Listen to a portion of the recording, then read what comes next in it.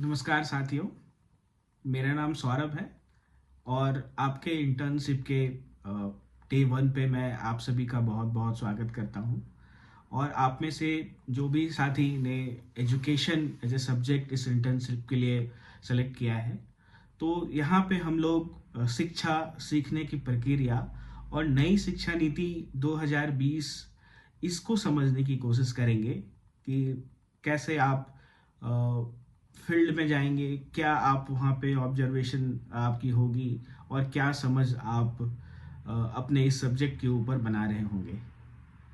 तो जैसे कि आप लोग इस इंटर्नशिप की ओर आगे बढ़ रहे हैं, तो इस सेशन जो है आपका एक बुनियाद यहाँ पे तय कर रहा होगा, आपके लिए एक बेस तैयार कर रहा होगा, ताकि जब आप स्कूल में जाएंगे, शिक्षकों के साथ मिलेंगे और बच्चों को बेहतर तरीके से आप वहाँ पे समझ पाए। ये सोच आपकी यहाँ पे हम डेवलप करने की कोशिश करेंगे। तो जैसा कि ये इंटर्नशिप जो है वो एक अनिवार्य इंटर्नशिप की शुरुआत जो आज से होने वाली है, जो आपके ग्रेजुएशन प्रोग्राम का एक बहुत ही महत्वपूर्ण हिस्सा है। और ये इंटर्नशिप जैसे कि आपको पता होगा कि ये पूरा इंटर्नशिप जो है वो 13 दिनों का है, जिसमें आप मिनिमम 60 घंटे इन्वेस्ट कर रहे होंगे। और इस पूरी प्रक्रिया में आपको कम से कम 5 फील्ड विजिट जो है वो करना होगा। तो ये केवल एक औपचारिकता नहीं है जिसको हम लोग यहाँ पे निभा रहे होंगे, बल्कि ये इंटर्नशिप इसलिए भी प्लान की गई है ताकि आप शिक्षा को किताब से बाहर निकल करके देखें। शिक्षा जो है वो सिर्फ बुक्स तक सीमित नहीं है, बल्कि उससे कहीं और आगे बढ़ के है। हम स्कूल में बच्चे और शिक्षकों की एक स्थिति क्या होती है, इसको हम समझने की कोशिश कर रहे होंगे और ये जानेंगे कि जमीन पर शिक्षा कैसे चलती है। ये जो पूरा हमारा जो एजुकेशन सिस्टम है वो कैसे ग्राउंड लेवल पे इम्प्लीमेंट हो रहा होता है। तो इस पूरे इंटर्नशिप के दौरान आपसे कुछ अपेक्षाएं भी होंगी कि आप क्या कर रहे होंगे। तो वो जो स्टेप्स हैं वो भी मैं आपको यहाँ पे बताना चाहूँगा कि इस पूरे प्रोसेस में आप स्कूल्स तक जाएंगे। स्कूल्स जब जाएंगे आप, तो वहाँ पे कक्ष में भी जाएंगे, आप क्लासरूम को ऑब्जर्व करेंगे, आप बच्चों से बात करेंगे, आप शिक्षकों के साथ भी इंटरेक्ट करेंगे और समझेंगे उनसे कि ये जो पूरा प्रोसेस है वो किस प्रकार से एक स्कूल में जो है वो इम्प्लीमेंट होता है। और इस प्रोसेस में आप अपने अनुभव को जो है वो नोट करेंगे, क्योंकि इसका नोट्स बनाना भी जो है वो बहुत ज़रूरी है कि आपकी लर्निंग क्या हो रही है, आप क्या ऑब्जर्व कर रहे हैं, इसको आप बिल्कुल अच्छे तरीके से नोट करते हुए जाएंगे। तो ये जो पूरा प्रक्रिया होगा ये इंटर्नशिप का, वो आपको पढ़ाई से वास्तविकता की ओर जो है एक कहीं ना कहीं यात्रा करा रही होगी ये आपको। तो जब हम लोग इंटर्नशिप पे जा रहे हैं, तो इंटर्नशिप से क्या अपेक्षाएं होंगी कि एज ए इंटर्न आप क्या वहाँ पे सीख कर निकल रहे होंगे या अपनी समझ विकसित कर रहे होंगे। तो आपसे हम लोग ये उम्मीद कर रहे होंगे कि आप शिक्षा को केवल विषय नहीं, बल्कि एक प्रोसेस के रूप में आप समझ बना रहे होंगे कि ये शिक्षा जो है वो सिर्फ एक कोई सब्जेक्ट या विषय नहीं है, बल्कि एक प्रोसेस है, एक प्रक्रिया है। आप इस तरीके से अपनी समझ को विकसित कर पा रहे होंगे। आप बच्चों को केवल विद्यार्थी के रूप में नहीं, केवल लर्नर के रूप में नहीं, बल्कि सीखने वाले एक इंसान के रूप में देखेंगे। आपकी सोच इस प्रकार से डेवलप हो, शायद ये आपसे अपेक्षा की जा रही होगी। और आप समझेंगे कि हर बच्चा जो है वो एक नहीं है। आप भी अपने क्लासरूम में ये कहीं ना कहीं ऑब्जर्व करते होंगे कि सपोज आपके क्लास में 35 बच्चे हैं, 37 बच्चे हैं, तो हर बच्चे का लेवल जो है वो एक नहीं है। हर बच्चा एक अलग कंडीशन में सीखता है, उसकी अलग कंडीशनिंग होती है, अलग एक्टिविटीज शायद उसके साथ करने की ज़रूरत होती है। शायद एक ही तरीका जो है वो हर बच्चे पे लागू नहीं होता है। ये भी आप वहाँ पे अपनी समझ विकसित कर रहे होंगे। और हर कक्षा का, हर स्कूल का, हर टीचर की एक अलग चुनौती होती है। इन बारीकियों को भी शायद आप वहाँ पे अपनी इन पे भी अपनी समझ शायद आप विकसित कर रहे होंगे। तो ये जो पूरा इंटर्नशिप का प्रोसेस होगा, वो उसका मकसद ये नहीं है कि आपको वो एज ए टीचर या एज ए शिक्षक वो आपको बना रहा है, बल्कि इसका ये है कि उद्देश्य ये है कि ये आपको संवेदनशील, आपको समझदार और आपको एक प्रोफेशनल बनने की दिशा में जो है एक पहला आपका कदम होगा, जहाँ पे आप पूरी इस प्रक्रिया को समझ रहे होंगे। तो अभी हम लोग आगे बढ़ते हैं यहाँ पे, और अब हम यहाँ पे शिक्षा का अर्थ क्या है, शिक्षा का उद्देश्य और इसके क्या उद्देश्य हैं, इसको भी यहाँ पे हम समझने की कोशिश करते हैं कि शिक्षा जो केवल किताबों या परीक्षाओं तक ही सीमित नहीं है। अगर आप आम जिंदगी में अगर किसी से मिलते हैं आप, या किसी से ये पूछते हैं कि वो क्या समझते हैं कि शिक्षा क्या है, तो आपको क्या लगता है कि क्या जवाब मिल सकती है? जी, हो सकता है कि ये प्रतिक्रिया आपको मिले कि शिक्षा क्या है, पढ़ना, पढ़ाई है, परीक्षा देना है, शिक्षा का एक पार्ट है, डिग्री लेना और नौकरी हासिल करना। हम शायद बोलचाल की भाषा में यही हमें प्रतिक्रिया मिले कि शिक्षा ये एक्टिविटीज हैं। लेकिन असल मायने में शिक्षा कहीं ना कहीं इससे बहुत ही बढ़कर है। अ, जहाँ पे शिक्षा हमें शिक्षा का क्या उद्देश्य होते हैं, इसको भी हम यहाँ पे समझने की कोशिश करेंगे, और आप शायद इसको रिफ्लेक्ट भी करेंगे अपने आप से, आप रिफ्लेक्ट भी करें कि आपको क्या लगता है। तो शिक्षा जो है एक व्यक्ति का सर्वांगीण विकास कैसे हो, होलिस्टिक डेवलपमेंट कैसे हो, उसकी एक प्रक्रिया है। शिक्षा जो है हमें सोचने और समझने की, इंसान में शिक्षा सोचने और समझने की क्षमता को बढ़ाता है। शिक्षा हमें यह सिखाता है कि कैसे एक दूसरे के साथ मिल करके हम काम कर सकते हैं। आप अपने जीवन में ही देखें कि अगर जब आप कोई एक कार्य कर रहे हो, या कोई इंसान अकेला कोई कार्य कर रहा हो, तो शायद उस कार्य को करने में कुछ कठिनाइयाँ आती होंगी जिसको वो अकेले हल नहीं कर पाएगा, या आप हल नहीं कर पाएंगे, या वो समय काफ़ी समय ले। लेकिन जब उस कार्य को मिल करके किसी की भागीदारिता से की जाए, तो शायद वो काम आसानी से और जल्दी हो सकता है। साथ ही शिक्षा हमें समाज के प्रति जिम्मेदार बनाता है। शिक्षा हमें यह सिखाता है कि कैसे हम किसी कार्य की जिम्मेदारी ले पाएं, समाज के प्रति हमारा क्या जिम्मेदारी है। शिक्षा शायद हमें यह भी सिखाती है। और साथ ही शिक्षा हमें सही गलत में कैसे फर्क करते हैं, इस बात को भी समझने में शिक्षा कहीं ना कहीं हमें मदद करती है। और शिक्षा हमें ये इतना भी कैपेबल बनाता है, ये क्षमता देता है कि हम सवाल पूछ पाए, क्या सही है क्या गलत है। और एक इंसान के लिए सवाल पूछना भी जो है वो बहुत ही आवश्यक होता है। तो भारत में हम देखें तो हमारी जो परंपरा रही है देश की, वो भी हमें यह बतलाता है कि शिक्षा जो हमेशा से है वो जीवन से जुड़ी हुई रही है। और इसी क्रम में जो नई शिक्षा नीति 2020 कहती है, वो भी बिल्कुल इसी व्यापक अर्थ को जो है वो परिभाषित कर रहा है कहीं ना कहीं, इस अपने शिक्षा नीति के अनुसार ये हो रही है वहाँ पे। इसको भी हम लोग जब विस्तार में नई शिक्षा नीति के बारे में आगे बात कर रहे होंगे, तो हम भी वहाँ पे इसको वहाँ पे समझ रहे होंगे। अब हम बात करें तो भारत की शिक्षा व्यवस्था की इतिहास को भी यहाँ पे समझना बहुत जरूरी रहा है कि कैसे समय समय पे हमारी एजुकेशन सिस्टम ट्रांसफॉर्म होती आई है। पहले के युग में किस प्रकार से शिक्षा दीक्षा ली जाती थी, फिर उसमें क्या बदलाव आए, और आज जब नई शिक्षा नीति लागू है तो उसमें क्या रिफॉर्म्स आए हैं, इनको भी समझना जरूरी है। और हम यहाँ पे ये समझेंगे कि या आप इस चीज़ से परिचित भी होंगे कि पौराणिक काल में गुरुकुल की व्यवस्था होती थी। बच्चे गुरुकुल में अपने गुरुजन के साथ रह करके और वहाँ पे उनकी शिक्षा दीक्षा पूरी होती थी।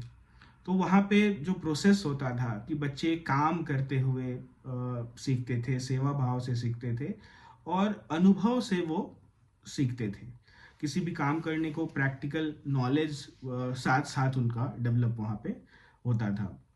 उन्हें नए नए चैलेंज दिए जाते थे, अलग प्रकार के टास्क दिए जाते थे और जब वो अपने उस कार्य को, उस टास्क को निभा रहे होते थे तो उस प्रोसेस के दौरान ही उनकी लर्निंग होती थी। शिक्षा जो है वो केवल किताबों तक सीमित नहीं था वहाँ पे। तो वैसे ही आज़ादी के बाद 1947 के बाद जो है शिक्षा का और विस्तार हुआ, उसमें फिर नए रिफॉर्म्स आए आगे चल के हमारे एजुकेशन सिस्टम में और उसका उद्देश्य भी जो है वो धीरे धीरे बदलने लगा।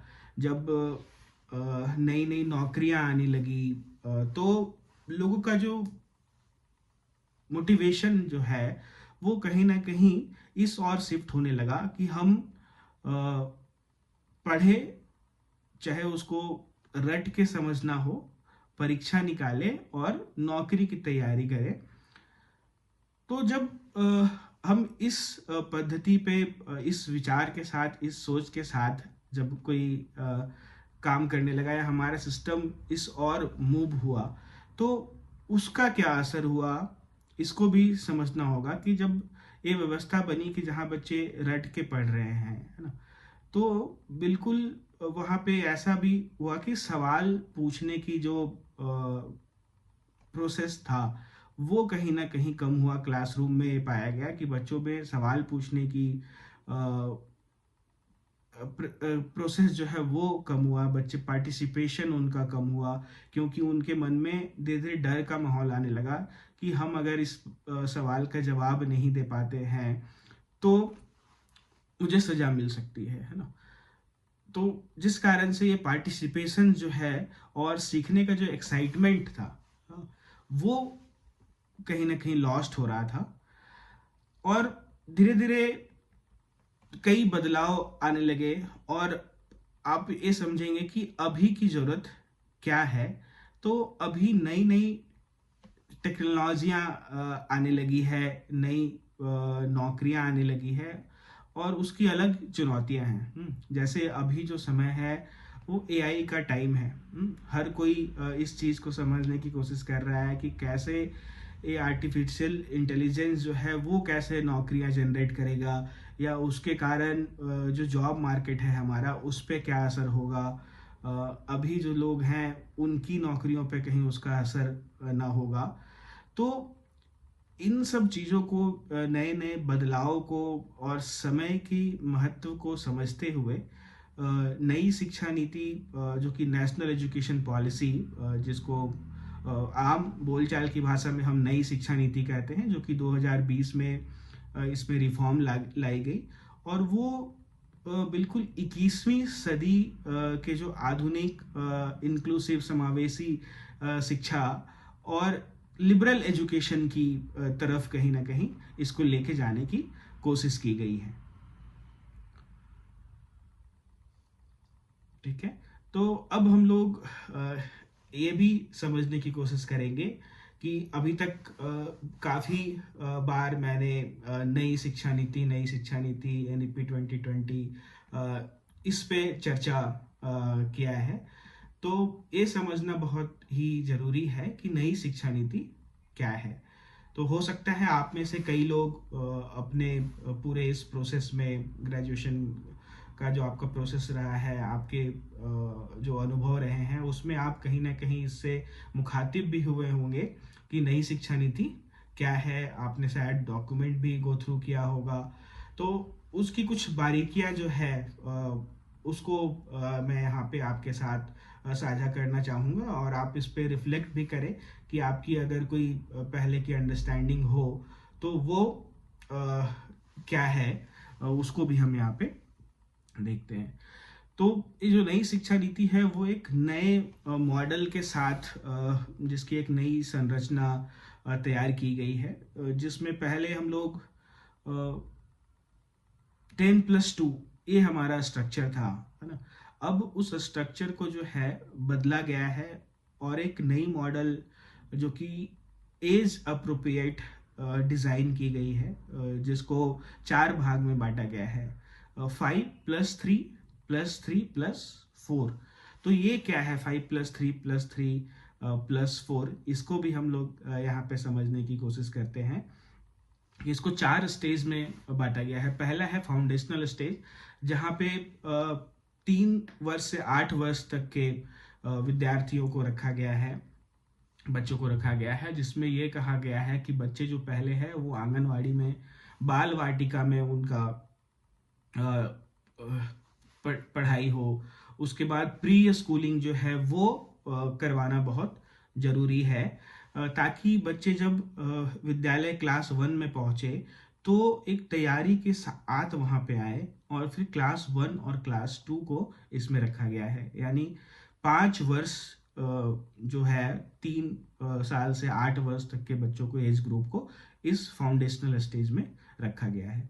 उसके बाद आता है प्रिपरेटरी स्टेज, जहाँ पे 8 साल से 11 साल तक के बच्चे, जो कि क्लास 3 और 5, और इसके साथ ही जो फाउंडेशनल स्टेज है वो नई शिक्षा नीति के अंदर निपुण गोल्स डिसाइड किए गए हैं कि कैसे बच्चों पे फोकस किया जाए। उसी के अंतर्गत FLN, foundational literacy and numeracy का एक कॉन्सेप्ट है, जो ये कहता है, फाउंडेशनल लिटरेसी एंड न्यूमरेसी ये कहती है कि कक्षा 1 तक जो बच्चे हैं वो गणित के अवधारणाएं और फ्लुएंटली पढ़ना, उसकी समझ बच्चों में हो, अंक ज्ञान और साक्षरता उनमें पूरी तरीके से क्लियर किया जाए, ताकि जब बच्चे का बेस, जब फाउंडेशन, आप इसको सोचिए कि अगर एक इमारत बनाना हो हमें, या जब हम बना रहे हैं, हमारा घर जैसे बनता है, तो क्या अगर उसका बेस मजबूत नहीं होगा, अगर बेस ही कमजोर हो, तो क्या एक मजबूत और टिकाऊ बिल्डिंग बन पाएगी? जी नहीं। और ऐसा ही होता है कि जब बच्चे जो है अर्ली स्टेज पे उनकी कॉन्सेप्ट क्लियर नहीं होती है, तो कहीं ना कहीं उनके मन में भय क्रिएट होता है, और वो आगे के क्लास में फोकस या वो उस तरीके से अपना जुड़ाव लगाव नहीं बना पाते हैं, और जिस कारण से ड्रॉप आउट जैसी समस्या, उनका अटेंडेंस, उपस्थिति कम होना, ऐसी समस्या बनी रहती है।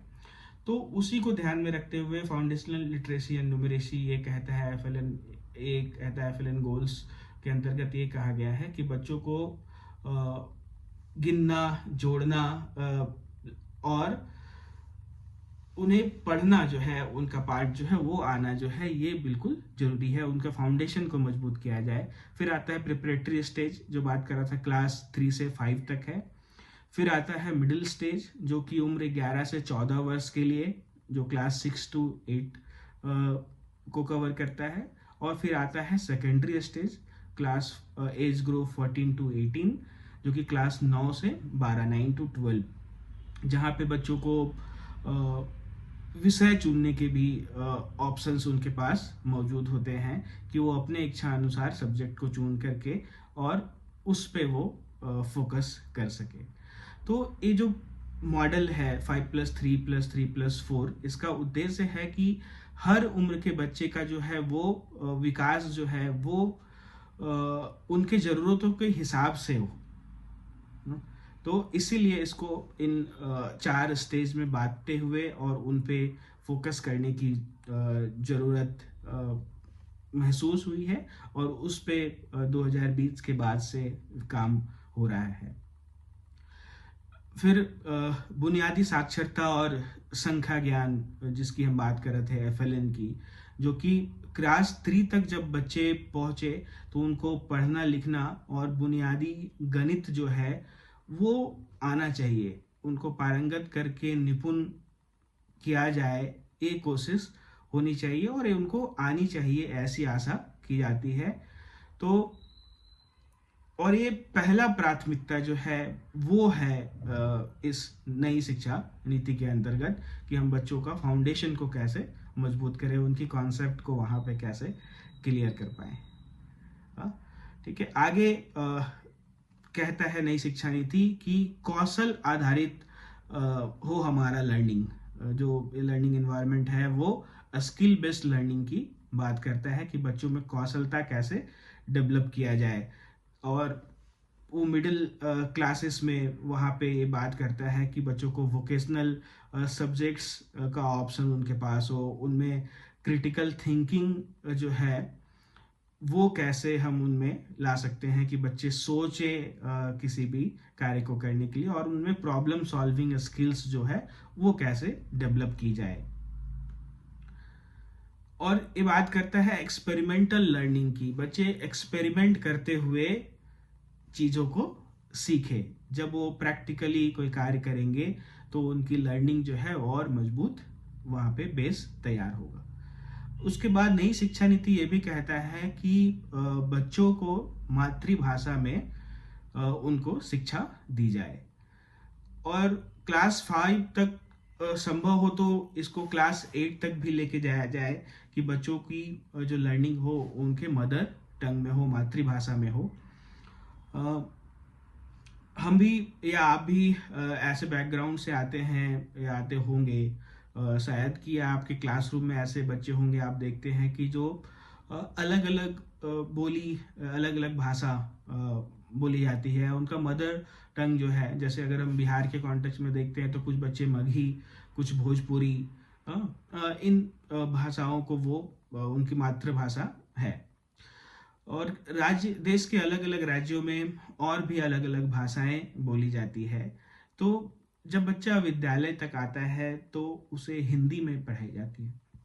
हो सकता है कि बच्चा हिंदी या अंग्रेजी में इतना कंफर्टेबल नहीं हो, उसे वो माहौल नहीं मिल पा रहा हो, अपने आप को जोड़ नहीं पा रहा हो।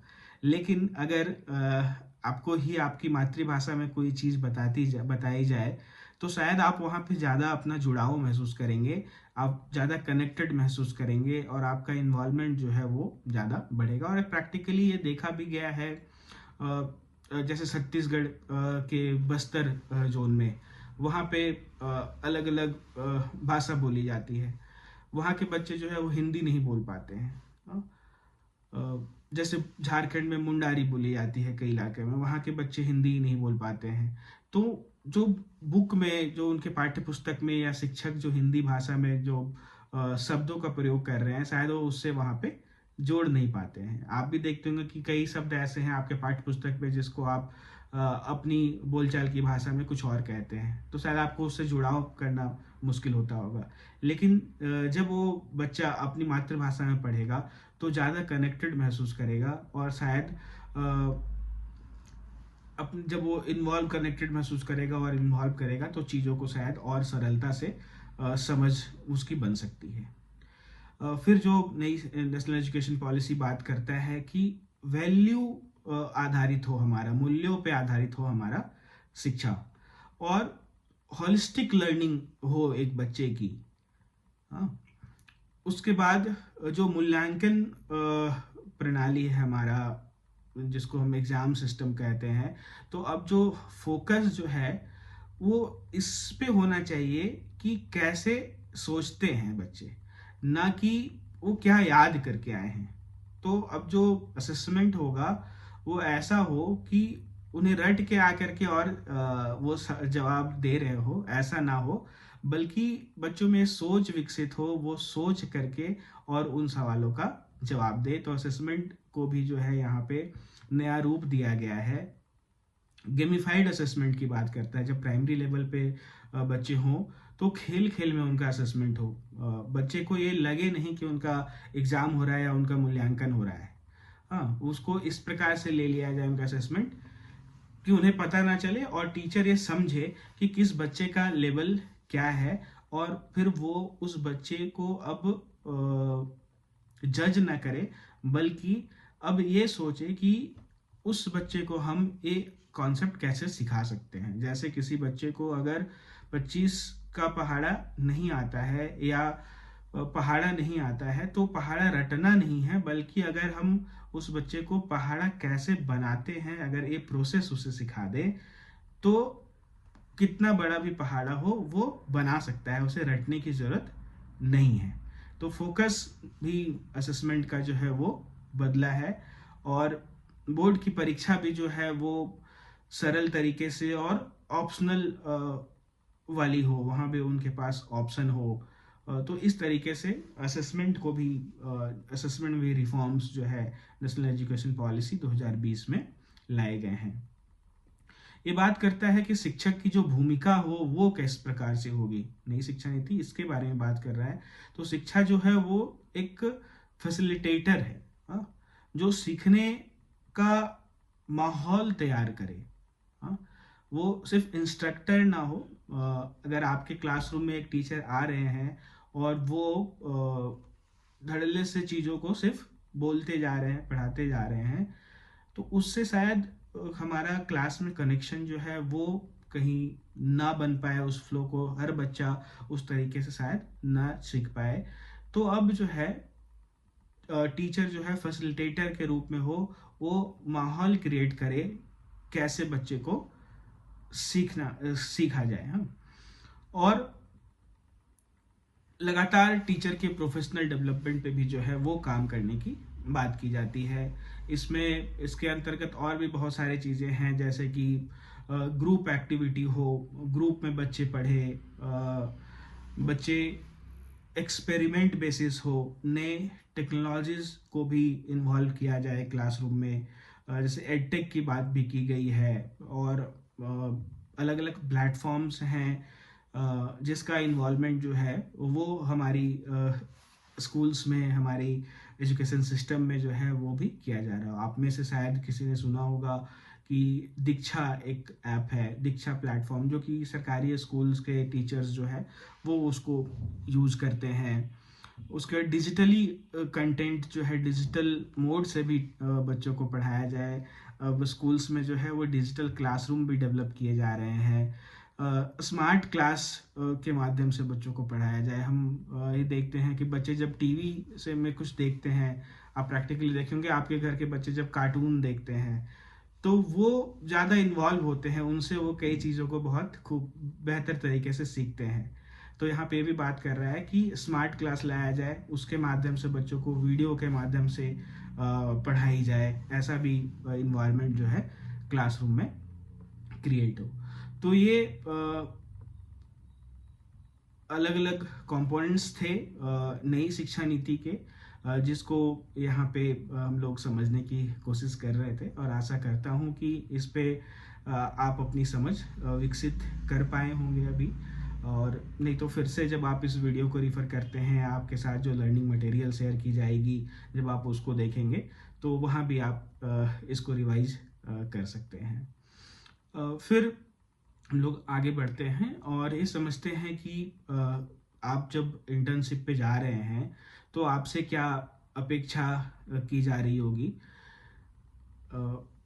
इसको भी अलग अलग बिंदुओं में बांट करके हम लोग समझेंगे। एक होगा कि स्कूल को समझना, कि आप समझेंगे कि एक स्कूल का वातावरण किस प्रकार से होता है, बच्चे किस पृष्ठभूमि से आते हैं, शिक्षकों का काम करने का तरीका क्या है, उनकी कार्यशैली क्या है, वो कैसे इन्वॉल्व होते हैं पूरे स्कूल के फंक्शनिंग में, इसको समझ रहे होंगे। और स्कूल में क्या क्या संसाधन उपलब्ध होते हैं, आप इसको भी समझ रहे होंगे अपनी इस पूरी प्रोसेस में।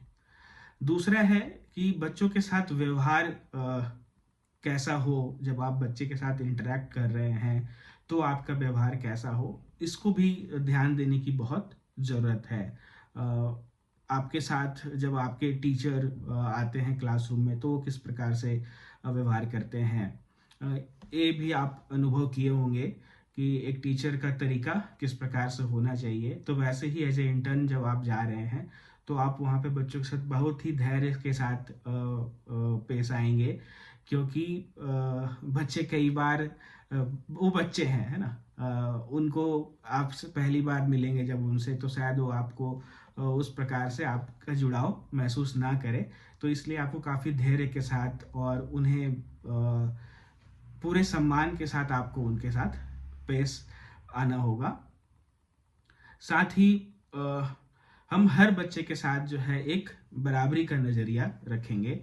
क्लासरूम में जितने भी बच्चे हो सबको एक नज़र से हम देखने की कोशिश करेंगे। सीखने का जो प्रक्रिया है इसको भी हमें समझना होगा कि क्लासरूम के एनवायरनमेंट में बच्चा कैसे सीखता है, ये हमें समझने की बहुत ज़रूरी है। एक कंस्ट्रक्टिव लर्निंग क्या होती है, ये हम वहाँ पे अपनी समझ विकसित कर रहे होंगे। और हमारा जो गति लर्निंग जो है वो एक्टिविटी बेस्ड हो, हम वहाँ पे एक्टिविटी में पार्टिसिपेट कर सकते हैं या समझे कि कैसे एक्टिविटी बेस्ड लर्निंग जो है वो की जाती है। और चौथा बिंदु होगा कि क्लासरूम ऑब्जर्वेशन किस प्रकार से हम लोग कर रहे होंगे, आप लोग किस प्रकार से एक कक्षा कक्ष को ऑब्जर्व कर रहे होंगे। तो पहले तो आप शिक्षक के साथ इंटरेक्ट करेंगे, विद्यालय जा कर के आप अपना उद्देश्य उन्हें समझा रहे होंगे। तो पहले आपका टीचर के साथ जो रिलेशन बिल्डअप है वो करना बहुत ज़रूरी है। प्रधान पाठक के साथ भी आप वहाँ पे एक विद्यालय में जब जाते हैं तो आप वहाँ पे प्रिंसिपल के साथ भी मिल रहे होंगे, उन्हें अपना पर्पस आप बता रहे होंगे। फिर आप समझते हैं कि शिक्षक किस प्रकार से पढ़ाते हैं। आप अपना क्लासरूम में जो आपने देखा है अभी तक उसको थोड़ा साइड में रख करके आप वहाँ पे ये ऑब्जर्व करें कि टीचर जो है किस प्रकार से बच्चे को पढ़ा रहे हैं, बच्चों की क्या प्रतिक्रिया होती है उस क्लासरूम में। बारीकी से देख सकते हैं आप कि कोई बच्चा जो है वो फोकस्ड है, कुछ बच्चे जो है वो बार बार डेविएट होते हैं, टीचर उनको जोड़ने की कोशिश करता है। और क्या रणनीति वहाँ पे जो है टीचर का जो है वो काम कर रहा है, कैसे वो सब बच्चों को एक साथ लेकर के आगे बढ़ने की और कोशिश करते हैं। इसको भी ये भी एक अपेक्षा होगी कि आपकी लर्निंग क्लासरूम ऑब्जर्वेशन पे किस प्रकार से हो रही है। फिर मैं बात किया था स्टार्टिंग में ही कि नोट्स बनाने की। हाँ, तो आप अपना रोज जो है ऑब्जर्वेशन, डेली ऑब्जर्वेशन जो है वो लिखेंगे। ये ऑब्जर्वेशन लिखना जो है वो बहुत ज़रूरी है, जो आपको इस पूरे प्रोसेस में एक दूसरे कड़ी को जोड़े रखने में भी काफ़ी मदद करेगा। और छोटी से छोटी बातें जो भी हो वहाँ पे उसको आप कोशिश करें कि आप ऑब्जर्व करें और उसको लिखें वहाँ पे। फिर व्यवहारिक कौशलता की बात करते हैं कि क्या आपको इस पे काम करने की ज़रूरत है। तो आप टीचर के साथ जब इंटरेक्ट कर रहे हैं तो आप ये भी समझें कि कैसे एक शिक्षक जो है वो लेसन प्लान करते हैं, उस पे भी आप उनके साथ चर्चा कर सकते हैं। और लेसन प्लान किस प्रकार से की जाती है, किस प्रकार से एक लेसन प्लान बनाया जाता है, उस पे भी आप अपनी समझ बिल्कुल विकसित करें। वर्कशीट कैसे बनाए जाते हैं, असेसमेंट टूल कैसे डेवलप किए जाते हैं, इन पे आगे के सेशंस में और विस्तार से हम लोग समझेंगे भी। और कैसे ग्रुप के साथ, बच्चों का समूह के साथ कैसे काम करते हैं, इस चीज़ को भी कहीं ना कहीं इस पे भी अपनी समझ आप विकसित कर रहे होंगे। तो आशा करता हूँ कि ये जो भी लगभग आधे घंटे हमने अभी चर्चा की है, इस पे आप अपना समझ जो है वो बना पाए हो। तो अब हम इसको कंक्लूड करते हैं कि आज हमने क्या बात किया है। तो आज हम लोग शिक्षा के अर्थ को समझने की कोशिश किए कि क्या है एजुकेशन। जो बात की गई थी कि शिक्षा जो है वो सिर्फ किताबों तक सीमित नहीं है, बल्कि उससे बढ़ के है। किस प्रकार से क्या उद्देश्य है शिक्षा की, उस पर भी हमने चर्चा की है यहाँ पे। फिर हम समझे कि नेशनल एजुकेशन पॉलिसी 2020 में जो मूल्य बातें की गई हैं उसको भी हमने स्टेप वाइज जो है यहाँ पे समझने की कोशिश की है। और पूरे इस इंटर्नशिप प्रोसेस में आपकी भूमिका क्या रहेगी, उसको भी यहाँ पे हमने समझने की कोशिश की है। तो आशा करता हूँ कि आप जुड़ पाए हो इस पूरे आज के सेशन में। और आपके साथ असेसमेंट टूल भी शेयर किया जाएगा, जहाँ पे आप ये देख रहे होंगे कि कहाँ पे आप कितनी समझ आपकी विकसित हुई है। तो हम लोग मिलते हैं अगले सेशन में और अगले टॉपिक के साथ डे 2 ऑफ इंटर्नशिप पे जल्द मिलेंगे। धन्यवाद।